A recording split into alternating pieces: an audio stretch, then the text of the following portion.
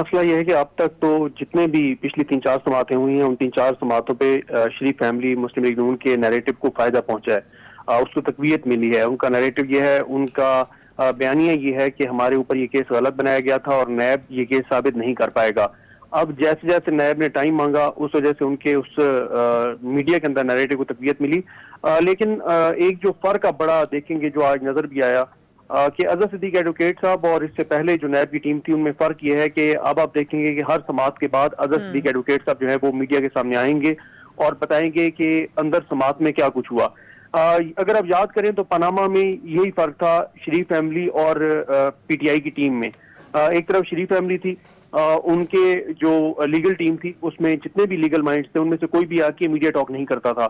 और उस वक्त जो मुस्लिम लीग नून के जो मिनिस्टर्स होते थे, वफाकी वज़रा होते थे, वो आगे प्रेस कॉन्फ्रेंस करते थे, लेकिन उनमें भी कोई इतना जानदार नाम नहीं था, जो लीगल माइंड ऐसा नहीं था जो आके और बड़ी क्लैरिटी के साथ बताया कि अंदर क्या हुआ है।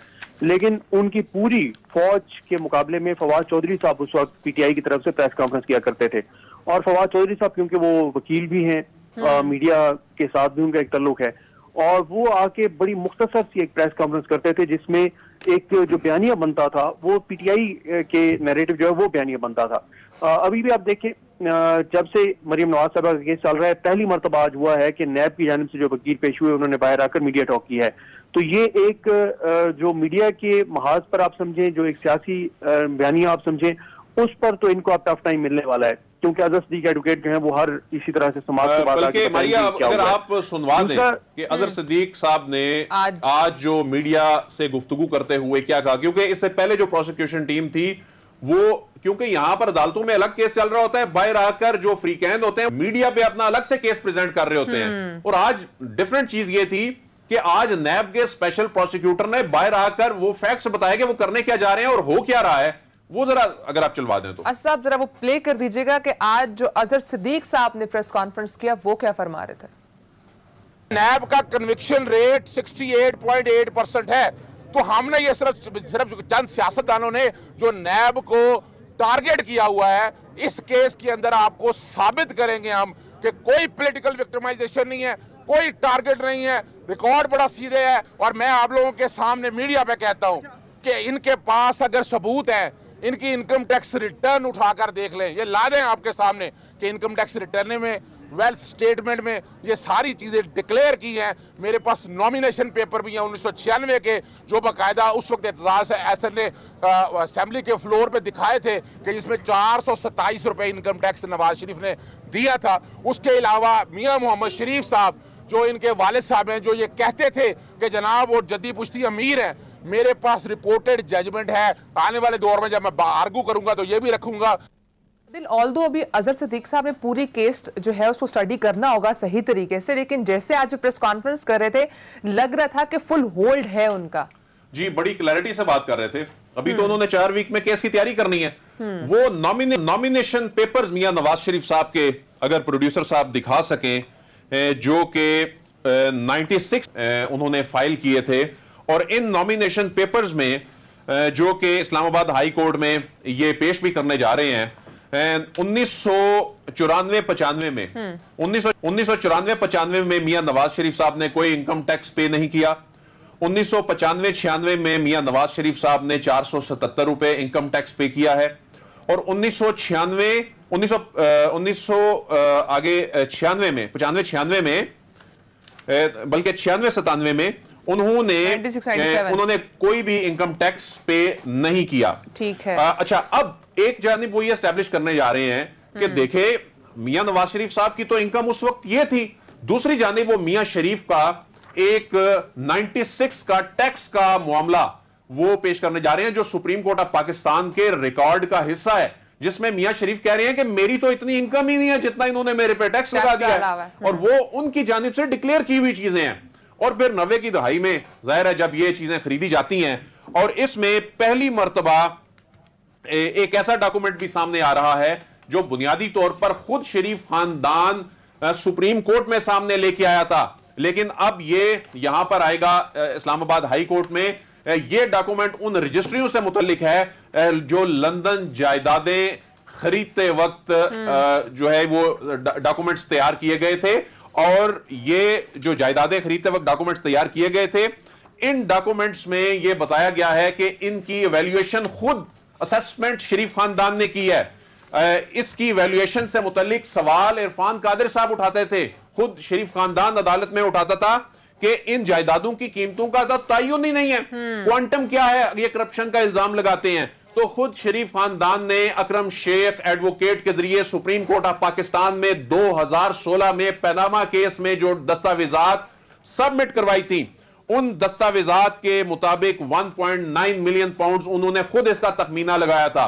एक तो जो उनका अपना ये एतराज है, उस सवाल का जवाब इन्हें मिलने जा रहा है।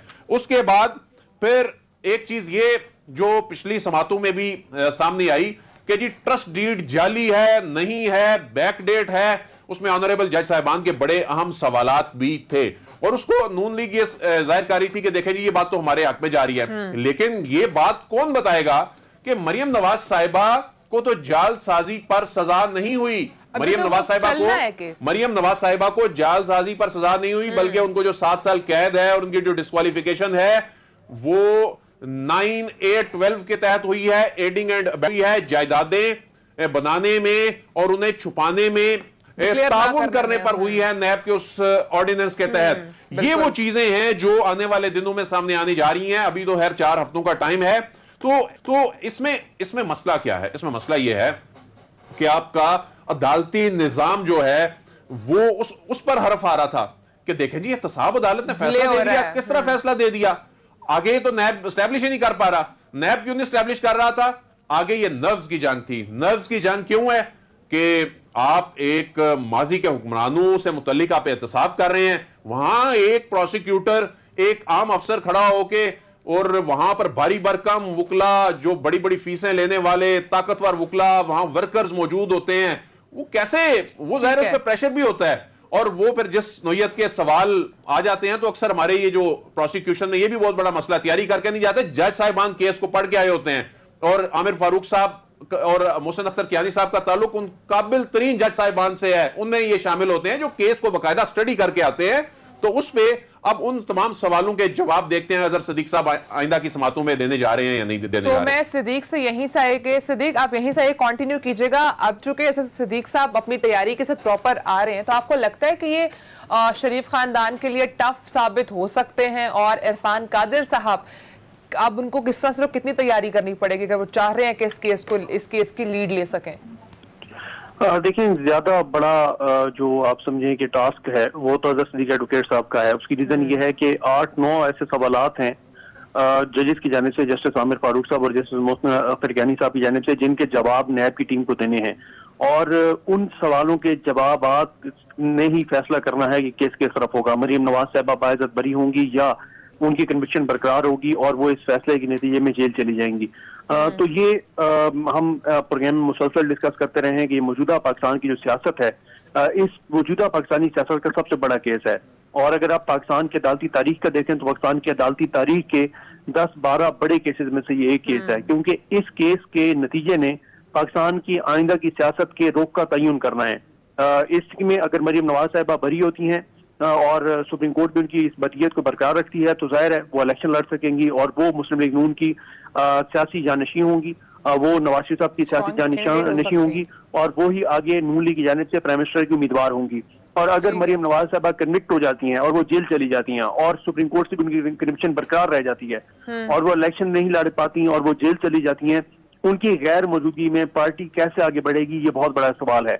क्योंकि एक लड़ाई भी है, सियासी जानशीनी की एक लड़ाई भी है। हमजा शहबाज को शहबाज शरीफ देना चाहते हैं कि पार्टी आगे उनको हवाले की जाए, नवाज शरीफ साहब मरियम नवाज साहिबा को देना चाहते हैं और इन दोनों की पॉलिसीज में आपको पता है फर्क है। हमजा शहबाज जो है वो अपने वालिद की तरह मफामत चाहते हैं, मरियम नवाज अपने वालिद की तरह मजामत चाहती हैं। तो इस केस से बहुत सी चीजें जुड़ी हैं। मुस्लिम लीग नून का मुस्तकबिल जुड़ा है, पाकिस्तानी सियासत का रुख जुड़ा है, शरीफ फैमिली की सियासत का।